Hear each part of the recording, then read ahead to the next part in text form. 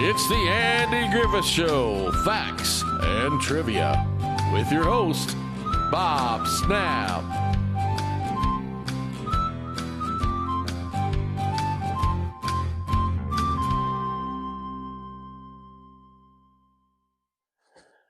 Hi guys, and welcome to the Andy Griffith Show, Facts and Trivia. Appreciate you being here.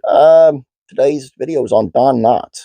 Now, can you imagine anyone being a critic of Don Knotts?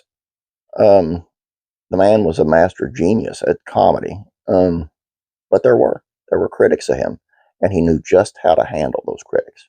And you're gonna love this. Let's take a look.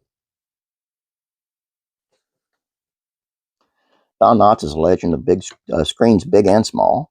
If he retired after the Andy Griffith Show, Knotts would have easily taken his place in the history book of immortal TV icons. Instead, Knotts carved out an incredible career in the movies too, starring in movies like The Ghost and Mr. Chicken and The Incredible Mr. Limpet. Even folks who didn't catch his run as Barney Fife had the chance to join in the laughter at the cinema.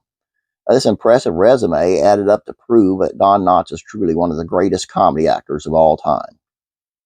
Now, while Knotts was always been popular with fans and casual viewers, to producers, he wasn't always a sure shot. In 1970, the powers that be were looking critically at NBC's Don Knotts show, as executives decided the variety show wasn't where it should be in the ratings. The show's poor reviews did little to handle the top brass spears at the network, and so the extensive process of retooling the program began. An extensive variety show surgery ensued, with NBC taking a knife to Don Knotts' show format. For his part, Don Knotts seemed undeterred by the whole mess and stuck by his guns. The man knew that what was funny, but didn't take public offense to the network's interference. Instead, Knotts shrugged off the criticism, even making light of one particular network note on TV. NBC told Don Knotts that he should be more like himself on air, so he began one show by telling the audience that he would now be trying to be more like himself to please the critics. In a 1970 interview with the Muncie, Indiana Star Press, Knotts elaborated on his position during this crucial juncture. "How do you become more like yourself?" Knotts asked. "We looked over the first 5 or 6 we made this summer to see what was wrong, decided we were going to a lot of trouble with sets and sketches. It was burdensome, and now not worth the output. Now we'll give the illusion of a set and a few pieces so the show can move faster. Our basic material won't be affected," he said. "We found a front porch segment worked where I talk to a guest, and that will become a regular feature along with my character of the loser, and I'll be Barney Fife more often. So, what can we take from Don Knotts' approach to apply to our own lives? Well, when the powers that be say jump, sometimes it's best to think, no, I know when to jump. That's why you hired me. But maybe I can appease you by getting you to focus on something else instead. Trust your instincts. Know what your skills truly are, and never, ever let them make you second guess why you're here."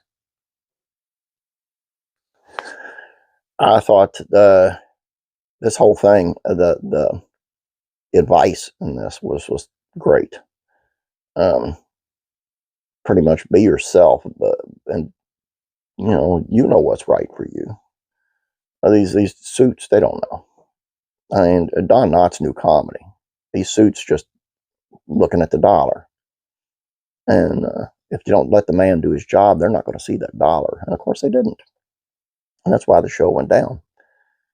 Anyway, that's all I have for you. Hope you guys enjoyed this. Please don't forget about classic TV facts and trivia. It's on Tim Conway of The Carol Burnett Show.